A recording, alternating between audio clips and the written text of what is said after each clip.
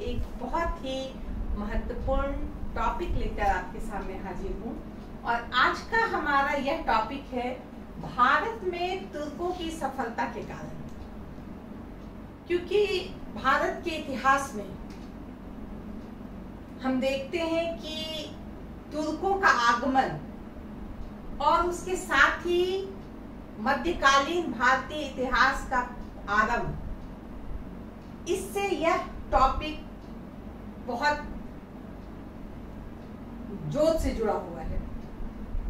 क्योंकि भारत में जब तुर्कों को सफलता मिली तभी हम देखते हैं कि भारत में मुस्लिम शासन शुरू हुआ और बरसों तक चला। सल्तनत काल के बाद हम देखते हैं मुगल काल आया।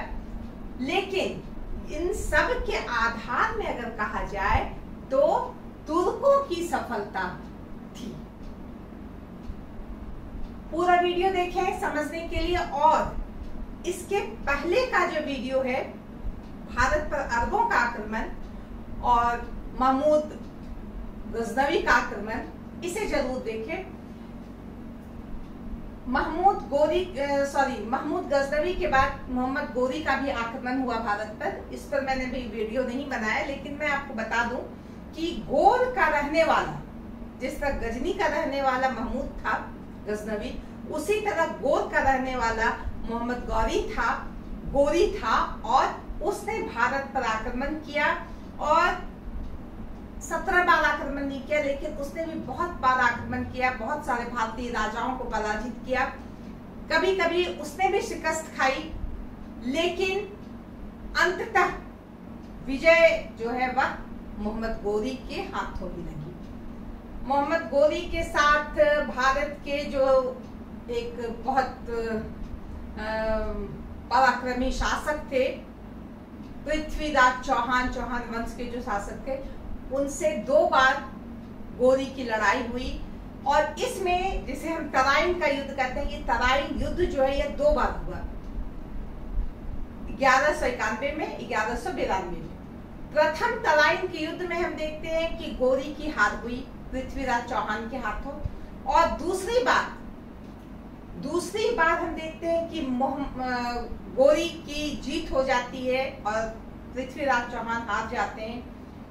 कुछ छल प्रपंच और कुछ दुर्भाग्य, इन दोनों के मेल से पृथ्वीराज चौहान की हार हो जाती है और गोरी जीत जाता है।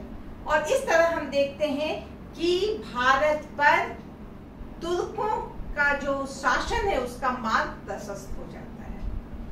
तो इसी क्रम में यह बहुत महत्वपूर्ण सवाल हमारे सामने आता है कि भारत में तुर्कों की सफलता के क्या कारण थे।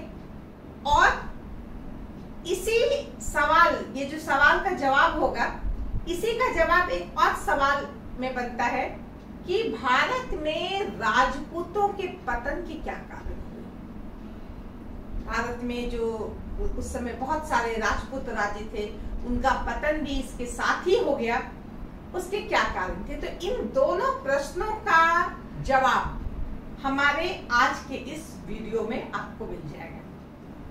तो देखें इसे शुरू से अंत तक, ध्यान से देखें, बहुत ही इंटरेस्टिंग है और समझने वाली बात है कि भारत में तुर्कों की सफलता के क्या कारण थे या भारत में राजपूतों के पतन के क्या कारण थे। तो सबसे पहले हम बात करेंगे राजनीतिक कारण की। जैसा कि हमने पढ़ा है कि गुप्त साम्राज्य के बाद हम देखते हैं प्राचीन भारत के इतिहास में गुप्त साम्राज्य के बाद कोई वैसा शासन हमारे यहाँ नहीं आ पाया, कोई वैसा शासक नहीं आ पाया जो इतने बड़े साम्राज्य की स्थापना करते, कोई ऐसा वंश नहीं आ पाया। और उसके बाद अगर किसी ने इस क्षेत्र में कुछ काम किया तो वह हर्षवर्धन थे, लेकिन उनका भी क्षेत्र उत्तर भारत के सीमित क्षेत्रों में ही था। और हर्षवर्धन के बाद हम देखते हैं कि उत्तरी भारत में बहुत सारे छोटे छोटे राज्य बन गए, दक्षिण भारत में भी बहुत छोटे छोटे राज्य बन गए। ये सभी स्वतंत्र थे और आपस में सभी युद्ध करते रहते थे, सभी में लड़ाइयां होती रहती थी, आपस में संघर्ष करते रहते थे। क्यों? अपने अस्तित्व की रक्षा के लिए, अपने साम्राज्य विस्तार के लिए। तो आपसी संघर्ष चलता रहता था, कभी कोई जीतता था, कभी कोई हारता था। इस क्रम में हम क्या देखते हैं कि बहुत सारे राज्य भारत में हो गए थे जिनमें एकता नहीं थी, जो आपस में लड़ते रहते थे। जब आपस में ये लड़े तो जब बाहर से कोई आए तो उनसे लड़ने के लिए इनके पास वो ताकत नहीं थी, क्योंकि इनके पास एकता नाम की कोई चीज नहीं थी। यह एक बहुत बड़ा कारण था कि भारत में तुर्कों को सफलता मिल गई। शासन व्यवस्था में दोष, शासन व्यवस्था में बहुत सारे दोष थे, क्योंकि पुरातन व्यवस्था पर अभी भी शासन व्यवस्था चल रही थी कि राजा का जो ज्येष्ठ पुत्र होगा वही शासक होगा। अब चाहे जैसा भी हो, वो अयोग्य हो, वो पंगु हो, वो किसी भी तरह से वो अक्षम हो, लेकिन अगर वो राजा का पुत्र है तो उसे ही बैठाया जाएगा गद्दी पे। ऐसी स्थिति में बहुत बार अयोग्य शासक नियुक्त हो जाते, बैठ जाते थे राज सिंहासन पे। बहुत बार ऐसा होता था, इसके कारण बार बार राजाओं का बदलना बना रहता था। इससे राज्य पर प्रभाव पड़ता था, राज्य कमजोर होता जाता था। और जब राज्य ही कमजोर हो जाएगा तो दूसरे से सामना करने के लिए सोचना पड़ेगा। तो यही हुआ कि राज्य कमजोर होते गए और इसका प्रभाव और इसका फल ये बाहरी आक्रमणकारियों को मिल गया। उत्तरी पश्चिमी सीमा में सुरक्षा की कमी, जैसा कि मैंने बहुत बार जिक्र किया है कि भारत का उत्तरी पश्चिम सीमा क्षेत्र जो है वह हमेशा से विदेशियों के आने का, विदेशी आक्रमणकारी हो चाहे विदेशी हो, उनके आने का एक रास्ता रहा है। आक्रमणकारी उधर से क्यों आते थे बार बार, हम देखते हैं वो क्षेत्र थोड़ा तिरस्कृत जैसा था, बहिष्कृत क्षेत्र था, उसमें राजाओं ने बहुत ध्यान कभी नहीं दिया। फलतः बहुत आसान था उधर से बाहर के आक्रमणकारियों का यहाँ आकर के अपना उद्देश्य पूरा करना। हम देखते हैं कि जब सिंध पर अरबों का आक्रमण हुआ था, राजा दाहिर सिंध का राजा था, उस समय भी सिंध का राजा था दाहिर, सिंध भारत का ही अंग था, लेकिन वह सबसे अलग था, सबसे कटा छटा था, उसमें किसी का बहुत ज्यादा प्रभाव नहीं था, ना उससे किसी को लेना था ना देना था। तो इस तरह से उत्तरी पश्चिम सीमा का कमजोर होना तुर्कों की सफलता का एक बहुत बड़ा कारण बना। तुर्कों की या कोई भी जो आक्रमणकारी अरब ही क्यों ना आए, उनके लिए भी वह बहुत ही अच्छा रास्ता था।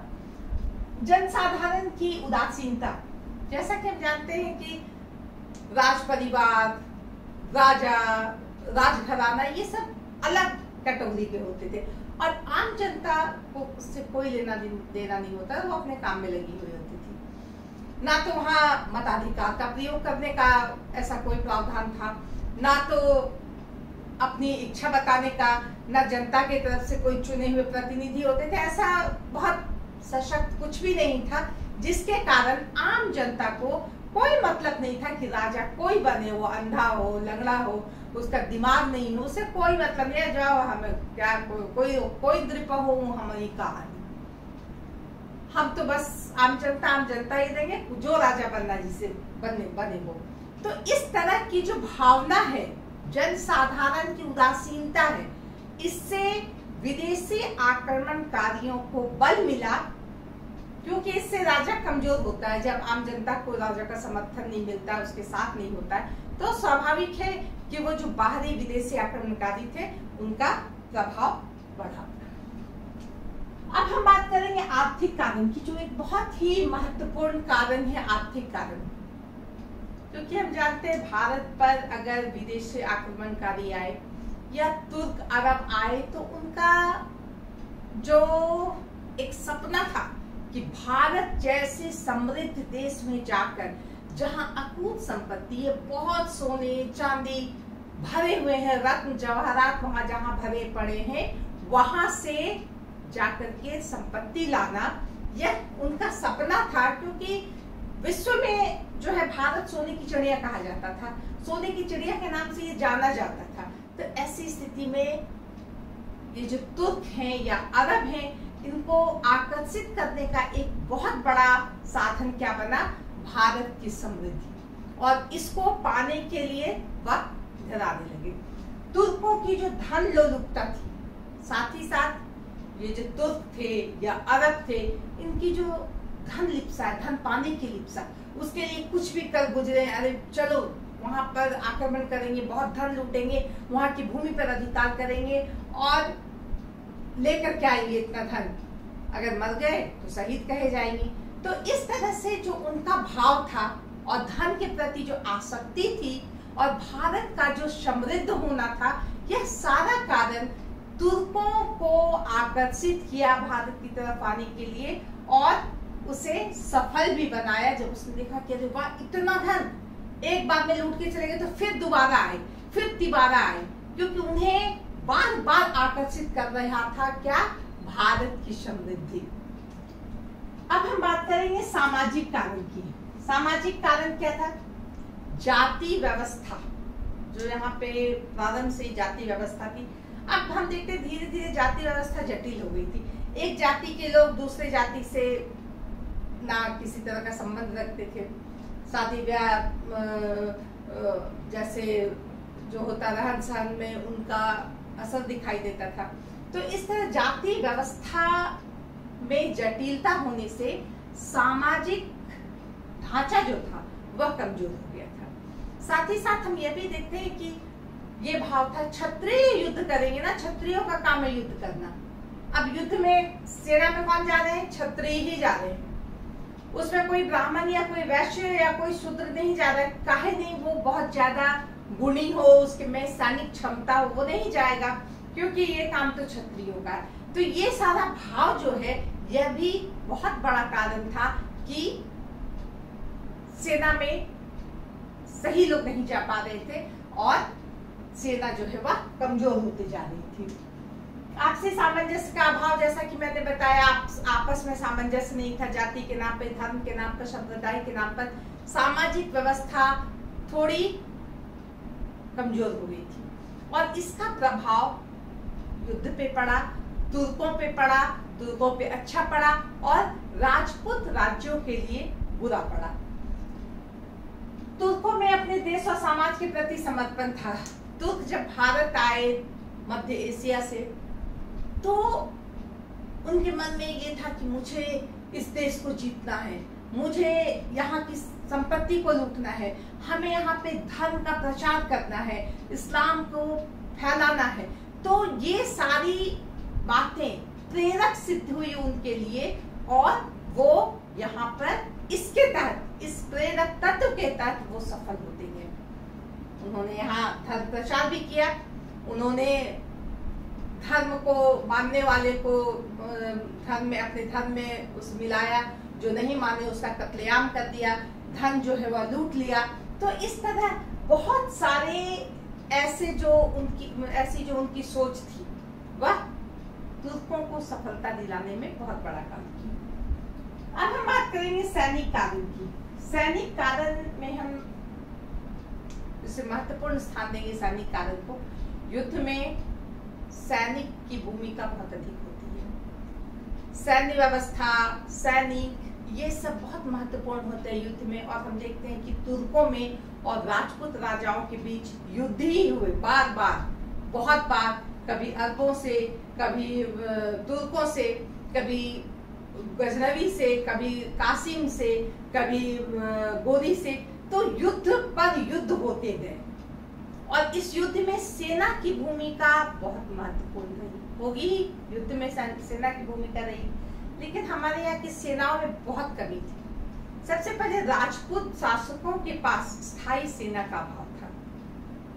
हमने पढ़ा है कि राजपूत शासक जितने भी थे वह सामंतों की सेना से अपना काम चलाते थे।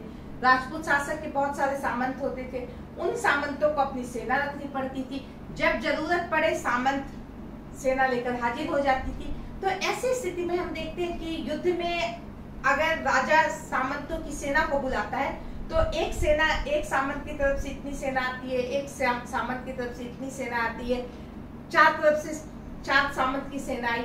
इनमें आपस में कोई सामंजस्य नहीं है, कोई कोऑर्डिनेशन नहीं है।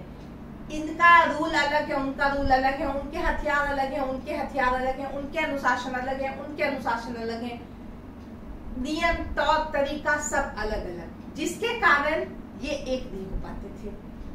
इनकी स्वामी भक्ति, किसी की स्वामी भक्ति उस सामंत के प्रति है, किसी की स्वामी भक्ति दूसरे सामंत के प्रति, राजा के प्रति किसी सैनिक की वफादारी या भक्ति नहीं है। तो ऐसी स्थिति में हम देखते हैं कि भारत के जो राजपूत शासक हैं उनकी सेना जो है वह कमजोर पड़ जाती थी तुर्कों के सेना के सामने, क्योंकि तुर्कों के जो सेना थी वह मजबूत सेना थी, स्थायी सेना थी, वह अपडेट थी, उसका जो हथियार या उसका जो युद्ध की नीति है वह बिल्कुल नया था। और चूंकि मध्य एशिया से बहुत जगह से युद्ध करके वो तरह तरह की नई बातों को सीखते थे और यहाँ पे वह उसे लागू भी करते थे।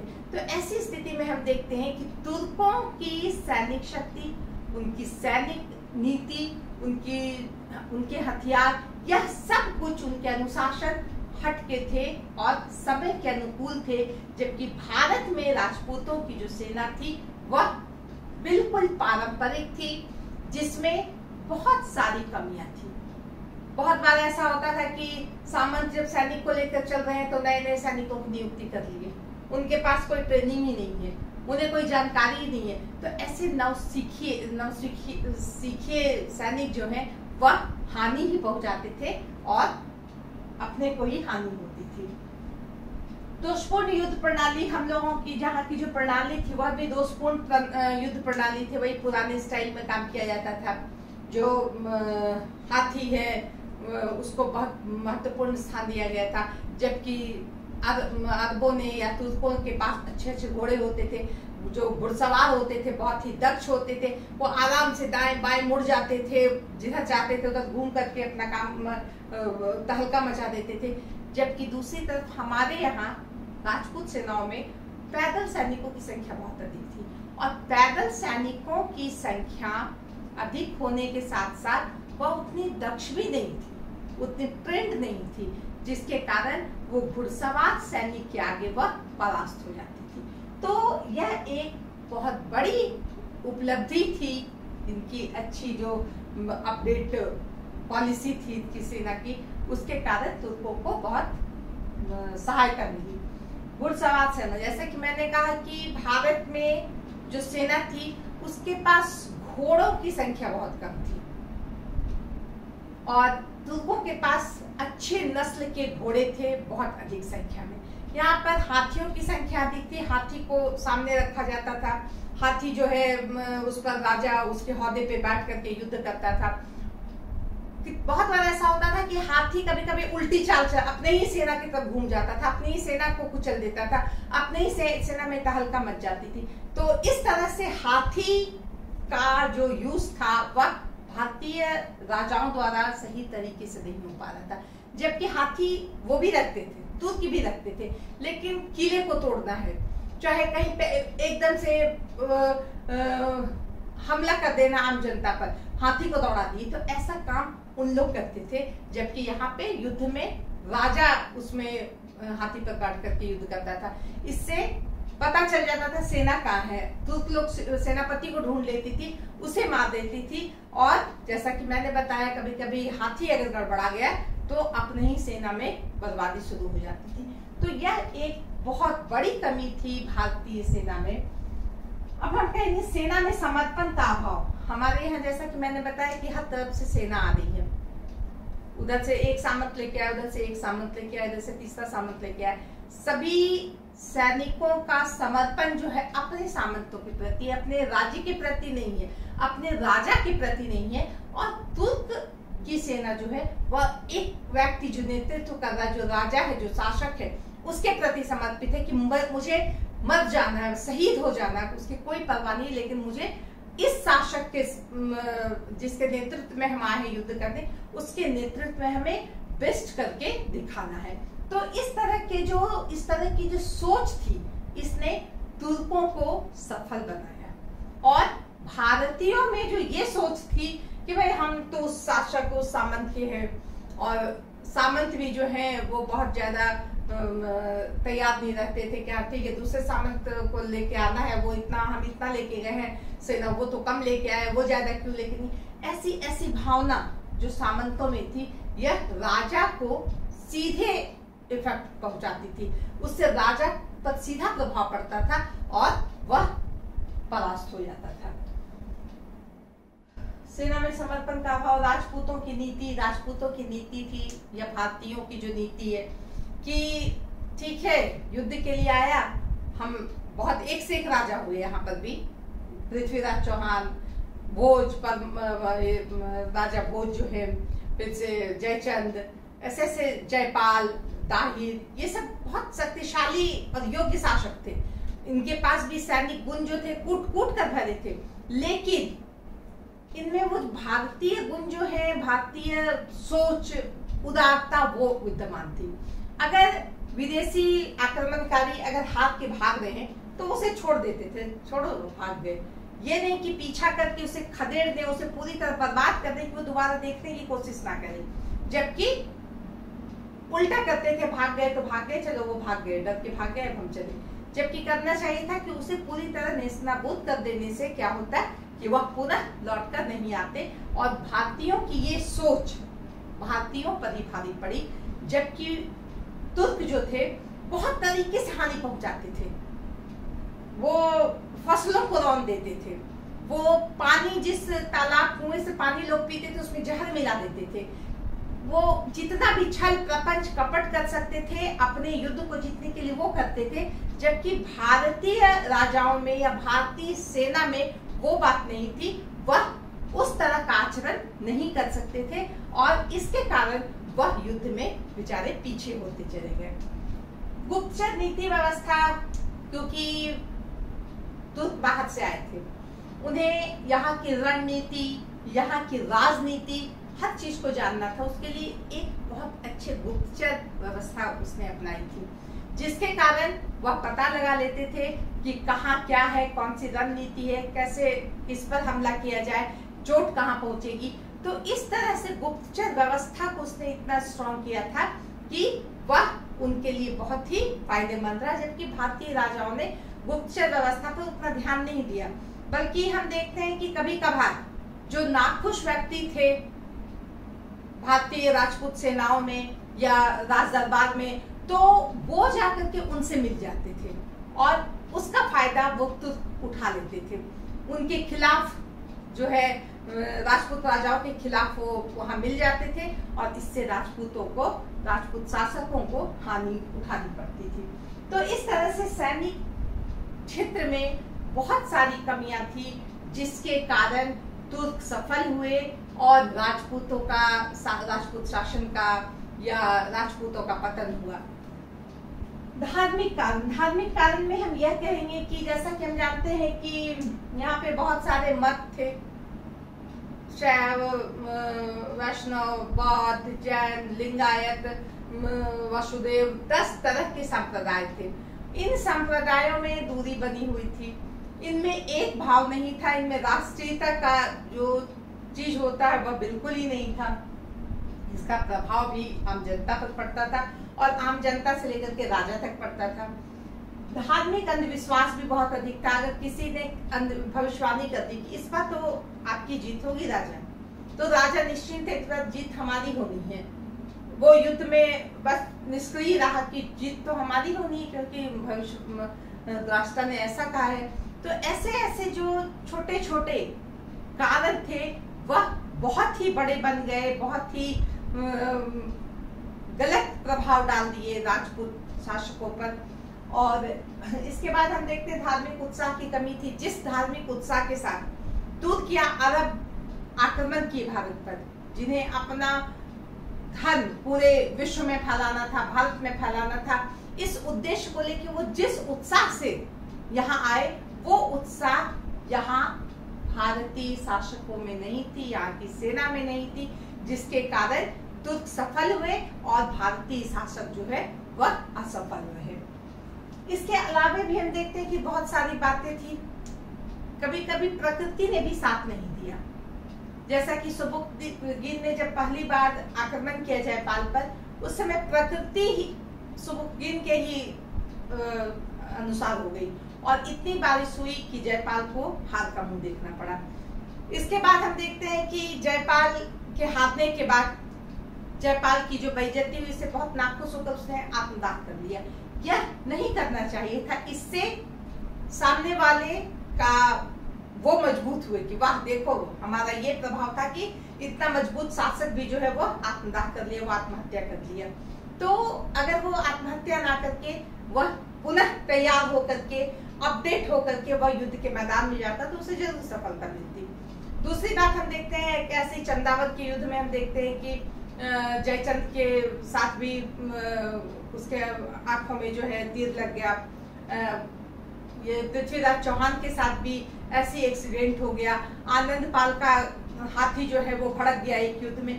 तो इस तरह बहुत बार आकस्मिक ऐसी घटनाएं हो गई या प्राकृतिक ऐसी घटनाएं हो गई जो तुर्कों को सफल करने में, सफलता देने में बहुत बड़ा काम कर गई और भारतीय राजाओं को असफल करने में सक्षम हो गई। तो इस तरह से हम कह सकते हैं कि भारत में तुर्कों ने अपना झंडा गाड़ दिया और इसके साथ ही भारत में सल्तनत काल शुरू हुआ, जो बहुत दिन तक चला और इसके बारे में हम बाद में जानेंगे। तो इसके साथ ही आज का ये वीडियो यहाँ समाप्त करते हैं। धन्यवाद।